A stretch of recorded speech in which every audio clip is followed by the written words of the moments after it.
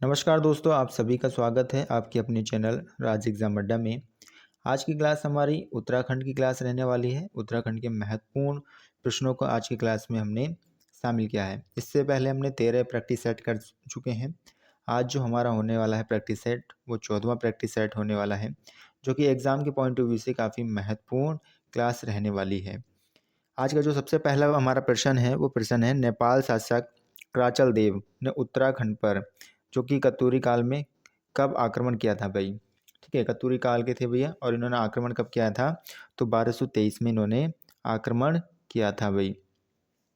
कब आक्रमण करते हैं, तो 1223 में इनके द्वारा आक्रमण किया जाता है, जो कि नेपाल के शासक कराचल देव ने उत्तराखंड पर आक्रमण कब किया इन्होंने, तो 1223 में आक्रमण किया।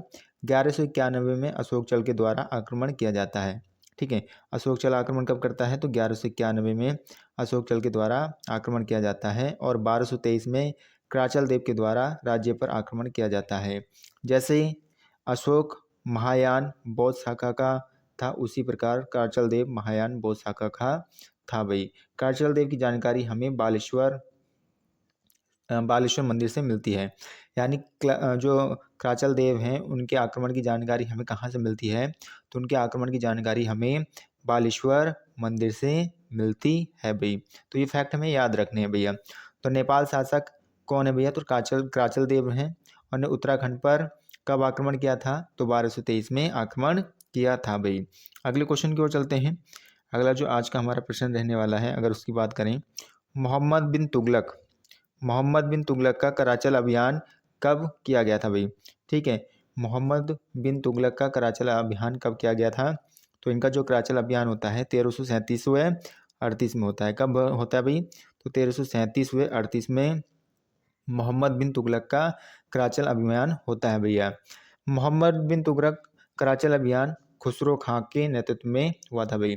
जो मोहम्मद बिन तुगलक का जो कराचल अभियान था, वो किन के नेतृत्व में हुआ था भाई, तो खुसरो खां के नेतृत्व में हुआ था भाई। और कब हुआ, 1337वें 38 में हुआ था भाई।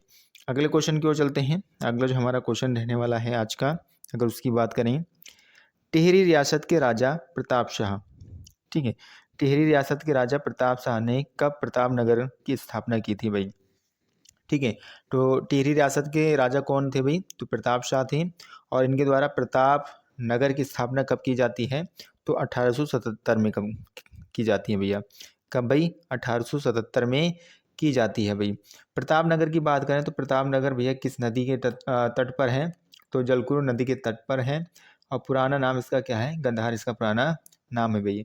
अपने नाम से नगर बसाने वाला पहला राजा कौन है, तो अपने नाम से नगर बसाने वाला पहला राजा प्रताप शाह था भाई। इसके बाद कीर्ति शाह के द्वारा कीर्ति नगर बसाया गया था भाई। ठीक है, इसके बाद कौन बसाते हैं भैया, तो कीर्ति शाह, जो कि कीर्ति नगर बसाते हैं अपने नाम से भाई। और कब, 1894-96 में। कहीं कहीं कीर्तिनगर की जो बसाने की डेट हमें मिलेगी 1894 मिलेगी, और कहीं कहीं हमें 1896 भी देखने को मिलेगी। लेकिन जो हमें मानना है, वो क्या मानना है, 1894 मानना है। ठीक है, नरेंद्र शाह के द्वारा नरेंद्र नगर भैया कब बसाया जाता है, तो नरेंद्र शाह के द्वारा नरेंद्र नगर 1921 में बसाया जाता है भैया। और राजधानी कब बनाई गई, तो 1925 में राजधानी बनाई गई थी भाई। ठीक है, तो ये भी बात हमें याद रखना है। अगले क्वेश्चन की ओर चलेंगे। अगला जो आज का हमारा क्वेश्चन रहने वाला है, टिहरी राजा ने टिहरी रियासत में खैराती अस्पताल, ठीक है, टिहरी राजा ने टिहरी रियासत में खैराती अस्पताल का निर्माण चिकित्सा क्षेत्र में सुधार किया था भाई। तो किसके द्वारा किया गया था, तो कौन राजा थे वो, टिहरी राजा, और जो कि टिहरी रियासत में खैरात अस्पताल का निर्माण जिनके द्वारा किया गया, तो वो कौन थे भाई, प्रताप शाह। ठीक है, कौन थे भाई, प्रताप शाह थे भाई। प्रताप शाह भैया, इनके द्वारा क्या करा गया, खैराती अस्पताल का निर्माण कर चिकित्सा क्षेत्र में सुधार किया गया था भाई। अगले क्वेश्चन की ओर चलेंगे। अगला जो हमारा क्वेश्चन रहने वाला है, अगर उसकी हम बात करें, कुमायूं परिषद के किस अधिवेशन में अध्यक्षता उदारपंथी नेतृत्व से युवा राष्ट्रवादी नेतृत्व मिला था भैया। ठीक है, यानी जो कुमाई परिषद के अधिवेशन थी, उनकी अध्यक्षता पहले कौन कर रहे थे भाई, उदारपंथी नेतृत्व वाले लोग कर रहे थे। और इस विचारधारा के बाद युवा राष्ट्रवादी नेतृत्व को कब मिला था भाई मौका? तो किस अधिवेशन में मौका मिला था? तो चतुर्थ अधिवेशन यानी चौथे अधिवेशन में ऐसा हुआ था भाई। अगर कुमारी परिषद के अधिवेशन की बात करें तो पहला अधिवेशन 1917 में होता है। कब होता है? पहला 1917 में होता है। और जिसके अध्यक्ष कौन होते हैं? जिसके अध्यक्ष जयदत्त जोशी होते हैं और ये उदारपंथी नेता थे भाई। दूसरा जो होता है 1918 में अधिवेशन होता है, जिसके अध्यक्ष कौन रहते हैं भैया? तारादत्त गेरोला रहते हैं। और होता कहाँ है भाई? तो हल्द्वानी के अंदर ये होता है। और ये भी कैसे थे भाई? तो ये तारादत्त गेरोला भी उदारवादी कह सकते हैं, उदारपंथी नेता थे भाई। तीसरा अधिवेशन की जो अध्यक्षता करते हैं, तीसरे अधिवेशन की भैया बद्रीदत्त जोशी के द्वारा की जाती है तीसरे अधिवेशन की अध्यक्षता। और जो कि कहाँ होता है भाई? तो कोटद्वार में होता है। और बद्रीदत्त जोशी भी कैसे होते हैं भाई? तो उदारपंथी कौन होते हैं भैया? उदारपंथी नेता होते हैं भैया। चौथा अधिवेशन जो होता है हरगोविंद पंत इसके अध्यक्ष होते हैं, जो कि काशीपुर में होता है। और ये कैसा होता है भैया? ये युवा राष्ट्रवादी भैया, युवा राष्ट्रवादी कौन होते हैं भैया? नेतृत्वकर्ता होते हैं। कौन भैया? हरगोविंद पंत। पांचवा अधिवेशन 1923 में होता है। बद्रीदत्त पांडे इसके अध्यक्ष होते हैं। और ये कहाँ पर होता है भाई? तो टनकपुर में होता है। पहला अधिवेशन कहाँ हुआ भाई? अल्मोड़ा के अंदर पहला अधिवेशन होता है भाई। तो इतने पॉइंट हमें याद रखने भैया इस पॉइंट से, ठीक है। पहला अधिवेशन अल्मोड़ा में हुआ, दूसरा अधिवेशन हल्द्वानी के अंदर हुआ, तीसरा अधिवेशन कहाँ पर होता है? कोटद्वार में होता है। चौथा अधिवेशन कहाँ पर होता है? काशीपुर में होता है। पांचवा कहाँ पर होता है? टनकपुर में होता है। पहले अधिवेशन के अध्यक्ष कौन होते हैं भैया? जयदत्त जोशी होते हैं। दूसरे के तारादत्त गेरोला होते हैं। तीसरे के बद्रीदत्त जोशी होते हैं। चौथे के हरगोविंद पंत होते हैं। और पांचवे के जो होते हैं बद्रीदत्त पांडे होते हैं भैया। तो ये अधिवेशन से भी क्वेश्चन हमें एग्जाम में देखने को मिलते हैं भैया। अगले क्वेश्चन की ओर चलेंगे। अगला जो हमारा क्वेश्चन रहने वाला है, अगर हम उसकी बात करें, मानशाह के दरबारी कवि, ठीक है, मानशाह के दरबारी कवि भरत कवि द्वारा रचित ग्रंथ मानवोदय काव्य किस भाषा में लिखी गई थी भैया? तो मानवोदय काव्य किस भाषा में लिखी गई थी? तो मानवोदय काव्य जो लिखी गई थी वो संस्कृत भाषा में। किस में लिखी गई थी भाई? संस्कृत भाषा में लिखी गई थी। और मानवोदय काव्य के भैया कौन वो थे कवि? तो भरत कवि थे, ठीक है।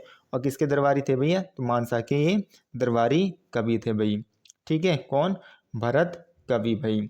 अगले क्वेश्चन की ओर चलते हैं। अगला जो हमारा क्वेश्चन रहने वाला है, अगर हम उसकी बात करें, चंद राज्य के अधिकारी सुखराम कारगी, पीरू गोसाई तथा विनायक भट्ट ने किस चंद राजा के समय में राज्य में अव्यवस्था उत्पन्न कर दी थी भाई?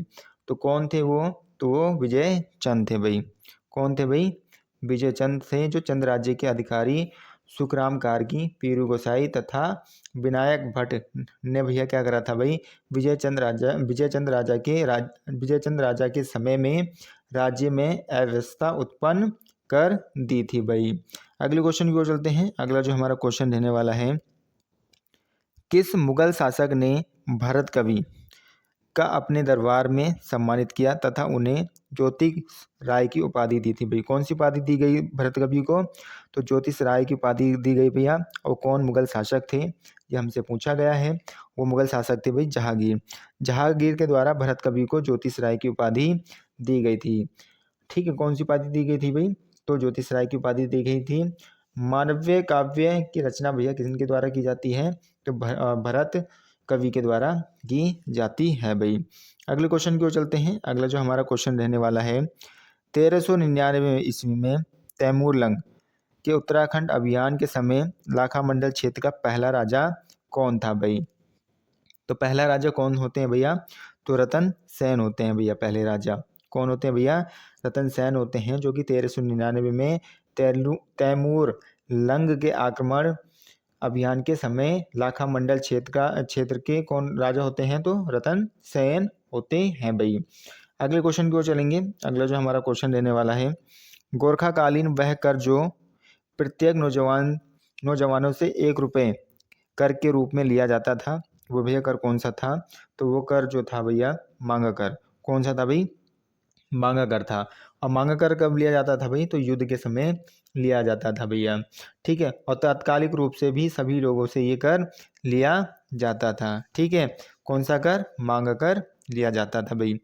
अगले क्वेश्चन की ओर चलते हैं। अगला जो आज का हमारा क्वेश्चन रहने वाला है, अगर उसकी बात करें भाई हम, तो टिहरी रियासत के किस राजा ने हजूर कोट, कौन सा भैया, टिहरी रियासत में किस राजा ने भैया हजूर कोट की स्थापना की, जिसे चीफ कोर्ट कहा जाता है भैया।